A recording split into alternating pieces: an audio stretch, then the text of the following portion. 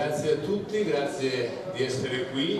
Un anno fa, manca qualche giorno, il 23 luglio, stessa calura estiva, dall'altra parte della strada, è una struttura proprio a 200 metri da qui, una situazione diversa, politicamente molto diversa. Abbiamo lanciato dei segnali, ritenevamo di vedere dei segnali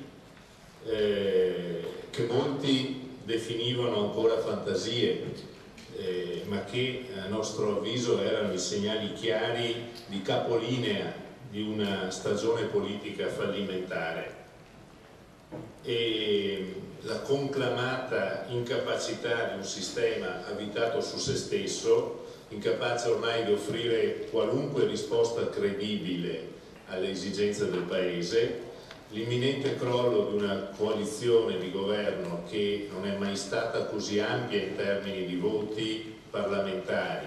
e contemporaneamente lo sgretolamento, l'avvio dello sgretolamento delle forze politiche che compongono questa coalizione.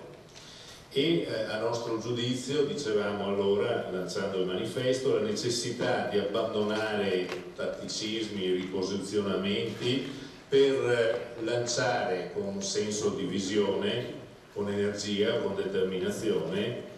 un messaggio teso alla costruzione di una proposta politica completamente nuova, una proposta politica che parlasse direttamente ed esclusivamente di una nuova stagione politica per il Paese.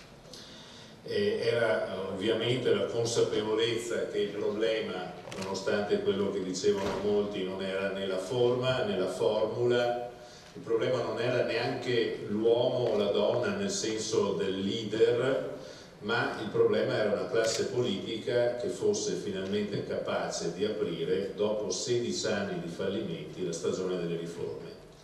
e dar voce in questo modo all'aspirazione legittima degli abitanti del Paese, ma soprattutto di queste regioni, di avere servizi pubblici, assistenza sociale, infrastrutture, costi della politica, efficienza della pubblica amministrazione, costi appunto della pubblica amministrazione allineati a quelli che sono gli standard più comuni nel continente europeo. Si è trattato all'epoca di un anno fa di un appello civico nel senso più profondo, più appassionato del termine, a cui hanno risposto con entusiasmo molte persone. Anche al di là delle nostre aspettative, ci hanno indotto a costituirsi in associazione e ad offrire uno spazio organizzato di proposta e di azione politica. Oggi siamo più di 1 migliaio di aderenti, tenuti insieme da una rete quotidiana di informazioni e contatti via mail, niente di più ma neanche niente di meno, una rete che si sente in qualche modo tutti i giorni, che cresce giorno dopo giorno, iniziativa dopo iniziativa. In cartellina trovate un po' la miniatura delle locandine delle principali iniziative pubbliche, ma ce ne sono state anche moltissime di informali, pizze, riunioni insomma con gente conosciuta un po' in tutte le province del nord. È un'iniziativa che non è più solo veneta come partita, neanche solo nord-est. Avevamo anche l'altro anno così amici che venivano dal Trentino, dal Friuli, ma le adesioni arrivano da Milano, da Torino, da Genova, da Como, da Cremona e via via da sostanzialmente tutte le province lombardi e piemontesi. È una rete di informazione, di proposte che ha un solo obiettivo: far partire la stagione delle riforme. Welfare, economia, liberalizzazioni, mercato del lavoro, professioni, trasporto pubblico, spesa pubblica, sono tutti i temi su cui ci siamo confrontati, abbiamo fatto proposte, abbiamo elaborato idee, abbiamo cercato di vedere concretamente come e cosa è possibile per il nostro Paese su questi temi e su questi temi ci siamo incontrati, oltre che con molte realtà, associazioni, anche con la Fondazione Italia Futura, la fondazione di Luca Cordero di Montezemolo, con cui ci siamo appunto confrontati più volte e stabilito un rapporto che giustifica anche la presenza ai nostri lavori questa sera di Andrea Romano, che è il direttore della fondazione, e abbiamo incontrato molte reti civiche delle regioni del nord, prima di tutto quella trentina di Lorenzo Dell'Ai, ma anche molte reti civiche provinciali, subprovinciali, eccetera. E gruppi di aderenti si stanno coagulando anche a Reggio Emilia, a Parma, a Pavia, alcuni di loro sono presenti oggi. Siamo stati noi i primi a stupirci di questo allargamento a macchia d'olio dell'interesse suscitato dal lancio del manifesto e anche dall'eterogeneità, dalla diversità di coloro che esprimevano interesse e davano l'adesione. Nello scegliere il nome Verso Nord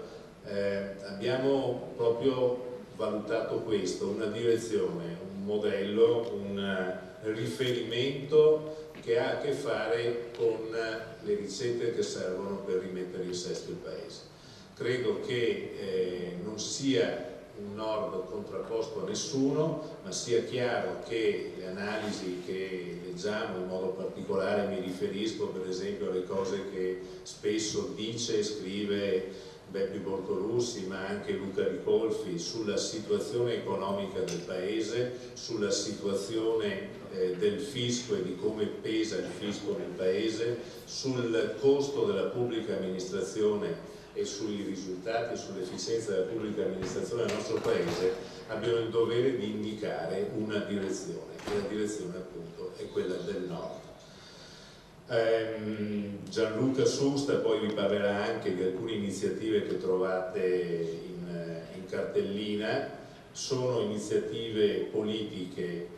legislative e politiche, con cui noi abbiamo intenzione di aprire una campagna popolare, cioè di adesione popolare all'iniziativa di legge, che cercano in maniera molto chiara, non demagogica, di offrire delle risposte concrete al primo dei problemi politici del nostro Paese, che è la credibilità della classe politica. Una serie di iniziative che a me piacerebbe intitolare con uno slogan: meno politici, più politica. È di questo che ha bisogno il Paese: meno politici, nel senso di meno numerosa la classe politica, più autorevole e più capace di fare buona politica. La buona politica che manca al Paese, che manca anche al Veneto. Io chiudo come consigliere regionale con una considerazione su un anno di Consiglio regionale di politica veneta che è stato veramente un anno di niente. Noi non possiamo permetterci un altro anno di niente nel Veneto come è stato l'ultimo. Non lo dico io, lo dicono gli imprenditori ogni volta che si trovano, lo dicono le stesse assemblee dei sindaci e degli amministratori e degli aderenti del PDL e della Lega quando si trovano. C'è bisogno davvero della capacità di offrire una proposta nuova, di farla col coraggio di chi guarda a domani, alla nuova stagione che sta per partire.